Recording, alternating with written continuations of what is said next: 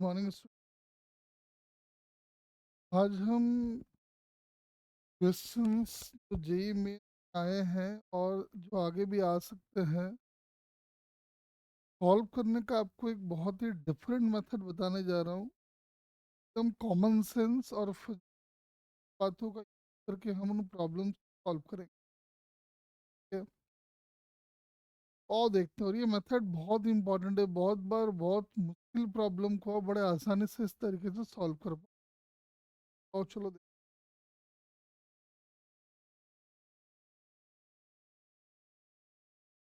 जैसे प्रॉब्लम को देखिए।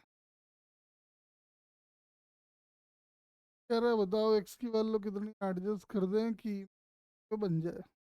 वैसे तो ये प्रॉब्लम लेंस मिरर कॉम्बिनेशन का है,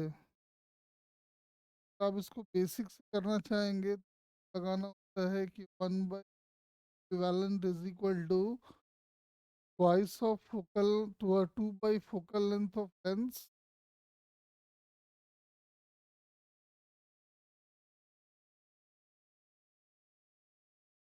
प्लस 1/फोकल लेंथ ऑफ मिरर ना। और इसमें हम लोग साइन कन्वेंशन थोड़ा अलग यूज करते हैं कि कन्वर्जिंग जो भी है उसका डाइवर्जिंग जो भी है उसके माइनस में यहाँ माइनस लिखा हुआ रहता है हम तो, लेकिन ये आंसर एक आएगा, कोई दिक्कत। लेकिन हम चाहते हैं कि नहीं, हम उन सब चक्करों में ना पड़े और इसका सॉल्यूशन आसानी से हम कर। हालांकि क्या लगाएंगे असल में ये एक लेंस मिरर कॉम्बिनेशन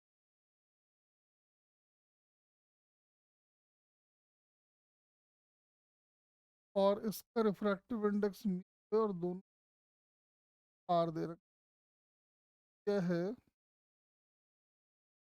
हमने म्यू की वैल्यू को 1 कर दिया, ये भी है और ये भी है। Now the entire system looks like this. Mirror है सिंपल, और चूंकि रेडियस ऑफ कर्वेचर इसका आर है तो मिरर का फोकल लेंथ हो जाएगा r/2। तो आपको पता है कि मिरर के सेंटर ऑफ कर्वेचर पे अगर हम ऑब्जेक्ट को रख दे तो उसका इमेज वहीं पे बन जाता है। तो मतलब इस केस में अपने इमेज को रखना पड़ेगा आर पे, या ट्वाइस ऑफ फोकल लेंथ पे, यानी x = यानी म्यू की वैल्यू को 1 रखने से जो एक्स की वैल्यू है वो आर आनी चाहिए। आओ जरा पुट करके देखते हैं। यहाँ फर्स्ट ऑप्शन में अगर म्यू की वैल्यू को 1 रखोगे तो आप देख रहे हो कि एक्स की वैल्यू माइनस आर आ रही, जो पॉसिबल नहीं है। यहाँ ला के अगर पुट कर दो तो एक्स की वैल्यू आ जाएगा, ये भी -3r आ रहा है, तो यहाँ ला के डाल दोगे तो ये -4r आ रहा है, वो भी पॉसिबल नहीं। यहाँ ला के डाल दो तो देखते हो आंसर ठीक आ रहा है, यानी कि फोर्थ जो है वो अपना करेक्ट आंसर। अब ये ना शिफ्ट वन के जितने क्वेश्चन थे उनमें एक अच्छा क्वेश्चन था, मुश्किल क्वेश्चन जो बहुत बच्चे नहीं कर पाए। अब देखो ऐसे अगर हम सोचेंगे तो बड़े आसानी से हम लोग आंसर फाइंड आउट कर पाएंगे। इसका आंसर अपना हो गया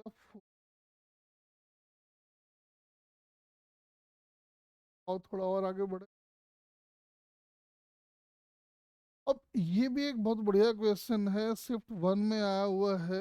डायलैक्ट्रिक ऐसे इंसर्ट कर दिया, 3 डायलैक्ट्रिक इंसर्ट किया। अब क्या होता है ना, इस प्रॉब्लम को बच्चे दो तरीके से नॉर्मली। एक कोई बच्चा कहता है कि सर आप K1 में लो और K3 को उसके साथ पैरेलल में, तो ऐसा कॉम्बिनेशन वो कहते हैं आप बना लो।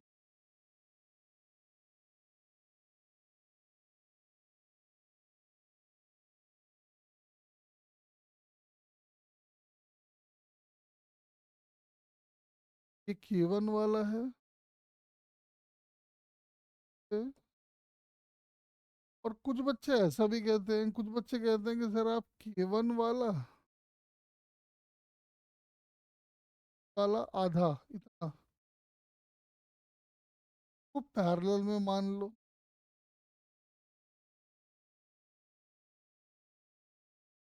वैसे ही आप K2 वाला और इस K3 वाला, ये आधा आधा लिया है K3। इंटरेस्टिंग बात है, जब आप इसको सॉल्व करोगे तो दोनों का आंसर अलग अलग आएगा। और मार्क करने वाली बात है कि वाला जो आंसर आएगा वो गलत आएगा। प्रॉब्लम का सॉल्यूशन बहुत जगह पे गलत भी दिया हुआ है, आप देखोगे, लेकिन यहाँ से करेक्ट आंसर आएगा। लेकिन अभी हम उन सब में इंटरेस्टेड नहीं है, हम इसको बड़े ही सिंपल तरीके से सॉल्व करना है। हम जो कॉन्सेप्ट यूज करेंगे कि अगर एयर कोड कैपेसिटर है के अंदर हवा भरा हुआ है, का कैपेसिटेंस आता है एप्सिलॉन डी। तो अपना लोग क्या करेंगे कि जहाँ पे K1 K2 K3 आ रहा है सबको वन डाल दो। जैसे ही K1 K2 K3 को वन डालोगे तो पहला ऑप्शन देखो जरा। पहला ऑप्शन में आंसर आ रहा है 3a एप्सिलॉन नॉट बाई 2, जो कि नहीं। दूसरा ऑप्शन देखो, दूसरा ऑप्शन है वन, ये टू, ये वन, ये वन, फोर, और ये भी आंसर वन। बाकी आप देखोगे तो किसी में आंसर नहीं आए। थर्ड वाले में 3/4 आ रहा है, और फोर्थ वाले में अगर आप देखोगे तो उसमें बाई 8 आ रहा है। तो अपना करेक्ट आंसर जो है वाला हो गया। देख सकते, कोई एफर्ट नहीं किया, बड़े आसानी से आंसर फाइंड आउट कर लिया। समय भी बच गया आपका, एक मुश्किल क्वेश्चन को बड़े आसानी से कर दी। तो ये एक प्रॉब्लम है जो 22 जनवरी को शिफ्ट में आया है। कह रहा है कि ऐसे ऐसे है, इसका रेडियस जो टाइप पाइप है वो टैपर हो रहा है। यहाँ पे स्पीड मीटर पर सेकंड बता रखा है। बताओ यहाँ। अब आप जरा फील करो कि गार्डन में जब पानी वगैरह आप डिस्ट्रीब्यूट करते हो, तो जब उसके क्रॉस सेक्शन को, ट्यूब के क्रॉस सेक्शन प्रेस करते हो तो पानी का स्पीड बढ़ जाता है। रीज़न यही है कि कंटिन्यूटी को उसको मेंटेन रखना होता है, और पानी का स्पीड अगर बढ़ रहा है इसका मतलब यहाँ भी पानी का स्पीड बढ़ना चाहिए। इसका मतलब आंसर पक्का 2 से ज़्यादा होना चाहिए। यानी थर्ड नहीं हो सकता है और सेकंड भी नहीं हो सकता। अब रह गया वन और। देखो, कॉमन सेंस से हम यहीं तक पहुंच पाएंगे। हाँ, वो एक अलग बात है कि अगर कंटिन्यूटी का इक्वेशन लगा ले कि A1 is equal to A2 V2, समझ में आ रहा है कि यहाँ पे एरिया 1/4 हो गया है, तो पानी का स्पीड 4 गुना हो जाना। सर ये तो हम कह रहे हैं कि बाई चांस आप तुक्का ही लगा रहे हो, है ना। तब भी जो पहले आप 4 पॉसिबिलिटी में एक आंसर करते, अब कम से कम दो तो हट गया ना, 3 और 2। अब आपका आंसर 1 और 4 में करना है, तो आपके सही होने के चांसेस भी बढ़ जाएंगे।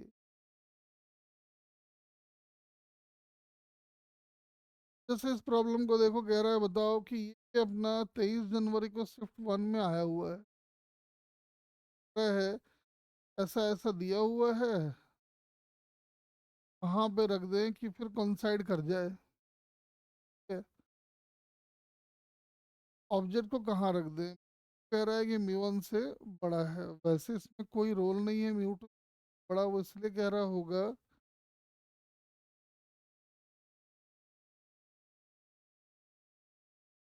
तेरा कल्लू है। तो एक काम कर लेते हैं ना, देख लेते हैं कि अगर हम म्यू 1 को 1 डाल दें, R1 R2 को इक्वल डाल दें,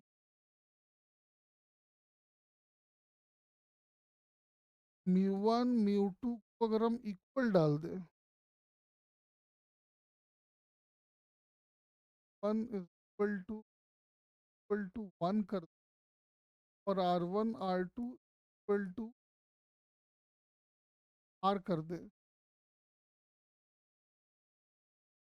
का कोई रोल है नहीं। म्यू 2 ग्रेटर देन म्यू 1 दिया है, एग्जाम में आया होगा मुझे ऐसा लगता नहीं, क्योंकि उसका कोई इम्पोर्टेंस तो है नहीं। अगर हम ये करते हैं तो क्या आएगा वो देखते हैं। प्रॉब्लम दोबारा वही हो गया, तो आंसर अपना एक्स वैल्यू आर आनी चाहिए। अगर आप पुट करके देखते हो कि V1 को 1 कर दें, ये अपना 0, तो ये माइनस में आ रहा है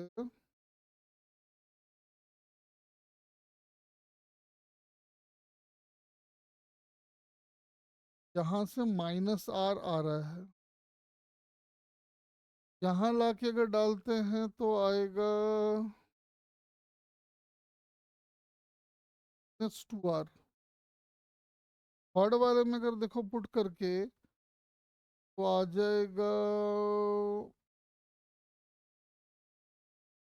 r,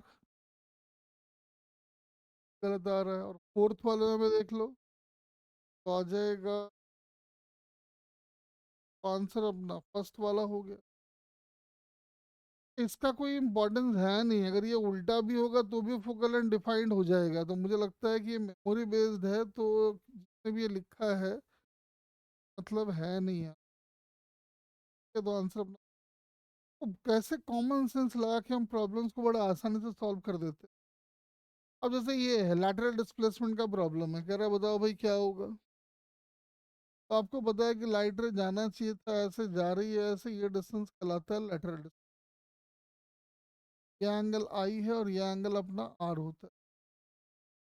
ध्यान से देखो, अगर आई और आर आपस में इक्वल हो जाए इसका मतलब दोनों मीडियम सेम हो गया, तो लैटरल डिस्प्लेसमेंट की वैल्यू जीरो आनी चाहिए। देखो जीरो, आई और आर पुट करने से यहाँ जीरो आ रहा है,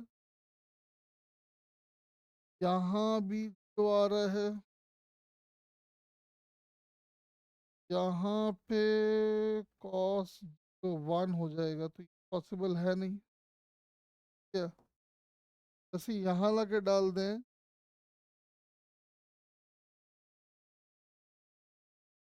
कॉस जीरो वन होता, ये भी एक्सेप्टेबल नहीं हो।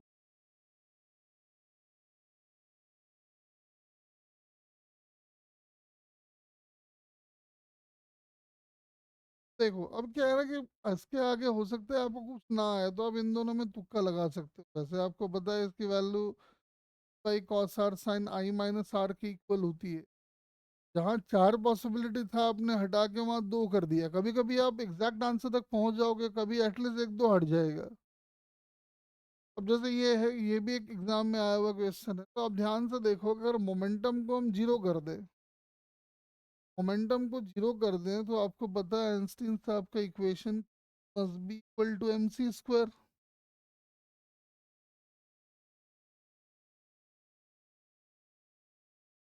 और एक रिलेशन आप और पढ़े हैं, ई इक्वल टू, दोनों को देख लो। अगर हम पी को जीरो करते हैं, यहाँ से आएगा E equal to M C, possible नहीं।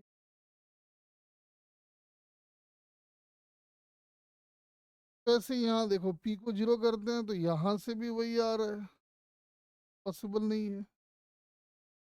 यहाँ अगर हम पी को जीरो करते हैं तो E equal to M C square आ रहा है, और यहाँ से भी आ रहा है, तो ये दोनों में से कोई एक पॉसिबल है। लेकिन अगर हम एम को जीरो कर दें, must be equal to P,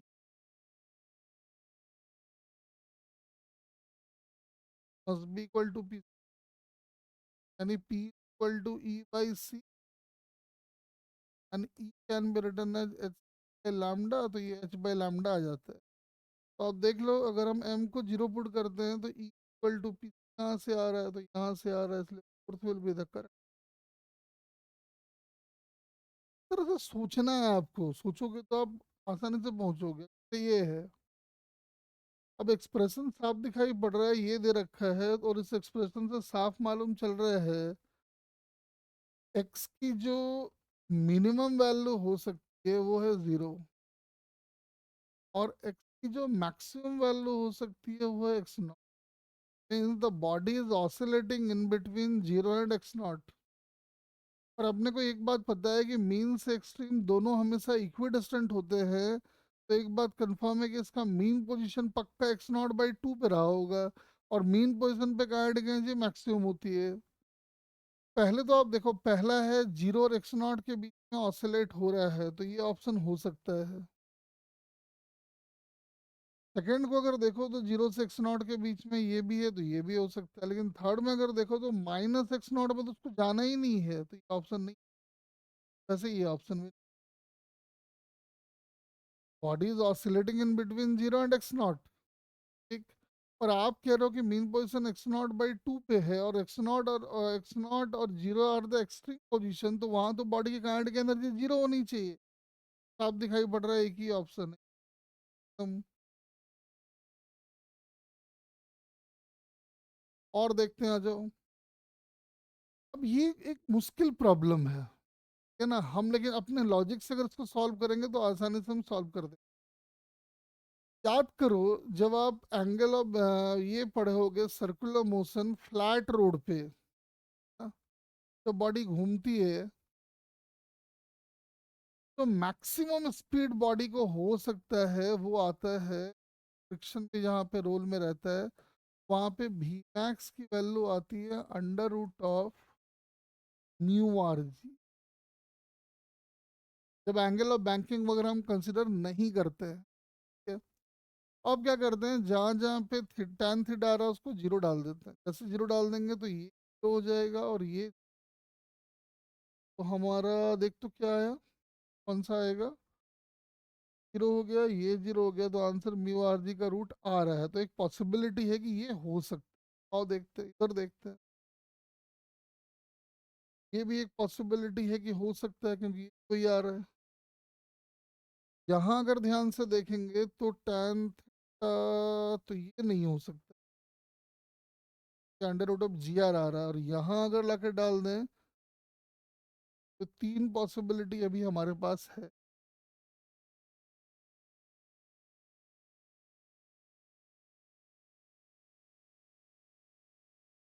लेकिन जब रोड को हम लोग बैंक करते हैं और फ्रिक्शन रोल में नहीं आता है, हम लोग पढ़े हैं, याद करो, tan theta is equal to v² / rg, यानी म्यू को जीरो पुट करने से tan theta is equal to v²/rg, आप जो कह रहे हो tan theta is equal to rg, यानी v can be written as √ऑफ rg tan थीटा।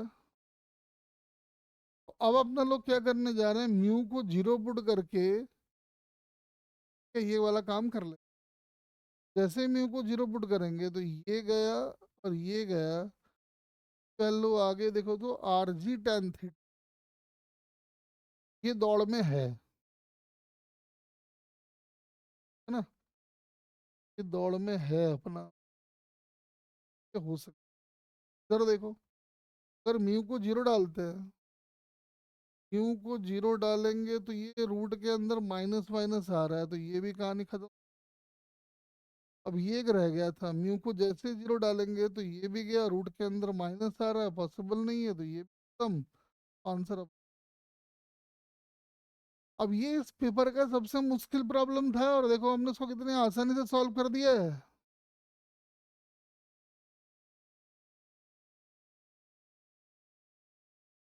अब जैसे ये है, कह रहा है कि इलेक्ट्रॉन है जिसका मास m है, वो इलेक्ट्रिक फील्ड दे रखा है, इलेक्ट्रिक फील्ड के कैप अंदर की तरफ है, और इनिशियल वेलोसिटी उसकी इधर है, इनिशियल वेलोसिटी है इधर, और इलेक्ट्रिक फील्ड अपना अंदर की तरफ। समझ में आ रहा है कि समय जैसे जैसे बीतेगा तो एक वेलोसिटी ये वाली तो कांस्टेंट रहेगी रहेगी, इधर एक वेलोसिटी गैदर करता जाएगा, वो जो कि उधर एक्सलरेट हो रहा है। समय के साथ आप बोलोगे कि नेट स्पीड, या हाँ नेट स्पीड कह लो, वो बढ़ रहा होगा। तो आपको पता है कि डिब्रॉगली वेवलेंथ लैम्डा जो होता है वो होता है h/p, है ना। तो जैसे जैसे समय बीतेगा, मोमेंटम बढ़ रहा, वेलोसिटी बढ़ रही होगी तो मोमेंटम बढ़ रहा होगा, तो डिब्रॉगली वेवलेंथ समय के साथ कम होना चाहिए। और जरा चेक करते हैं कहाँ कम हो रहा है। अब एक बात समझ में आ रहा है कि जीरो टाइम अगर हम पुट करें तो लैम्डा जो है वो आना चाहिए λ0, क्योंकि क्वेश्चन में ये बोल रखा है। तो जीरो पुट करने से यहाँ पे तो इनफाइनाइट आ रहा है, तो ये तो पॉसिबल है नहीं, इसको छोड़ दो। हाँ, ये दौड़ में है, ये हो सकता है। यहाँ अगर जीरो पुट कर दिए तो ये भी हो सकता है। यहाँ जीरो पुट कर दिए तो इन्फिनिटी आ गया, ये नहीं हो। तो दो ऑप्शन तो आपने ऐसे एलिमिनेट कर दिया है। अब भाईजान तुक्का ही लगाना है तो भैया कम से कम चार में से दो ऑप्शन तो गए। अब आप दो ऑप्शन में एक तुक्का लगाओगे तो आपके 50% चांसेस अब तुक्का सही लगने के। और वैसे देखते हैं लंबे समय के बाद, अगर हम देखें तो लंबे समय के बाद जो ये आएगा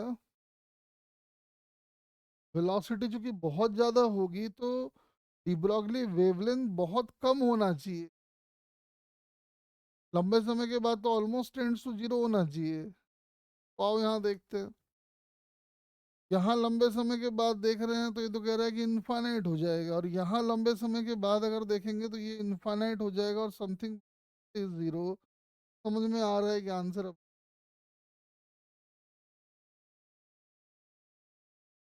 ये सब प्रॉब्लम मुश्किल प्रॉब्लम्स है ना। तो आई होप कि आपको ये सॉल्यूशंस जो है समझ में आए होंगे, और आप भी आगे अटेम्प्ट करेंगे कि कैसे इस तरह के प्रॉब्लम्स को जब भी एग्जाम में आए।